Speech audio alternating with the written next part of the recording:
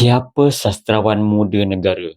Masa zaman atuk nenek kita dulu, puisi ialah senjata rahsia pembakar semangat pejuang kemerdekaan.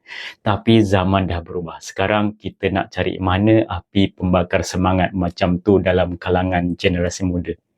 Sebenarnya api tu tak pernah padam. Kita ada sastrawan muda dari Gen Z sampai milenial yang diam-diam tengah pikul misi berat, angkat semula jati diri anak bangsa yang makin terhakis di kemodenan. Bezanya mereka tak tulis pasal perjuangan kemerdekaan tapi tentang krisis emosi, kelangsungan hidup di bandar dan cinta pada budaya dengan cara mereka sendiri.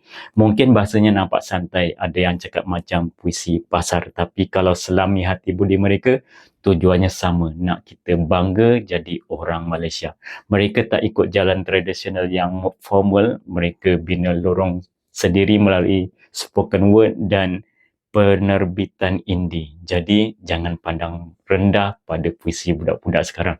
Dalam bait-bait sajak mereka, masih ada denyut nadi pejuang yang mahukan bangsa kita berdiri megah dengan identiti sendiri. Jom kita sokong sastrawan muda kita sebab mereka tengah jaga roh bangsa kita. Antara penulis puisi moden yang terkenal ialah Jack Malik dan Qurratul Ain.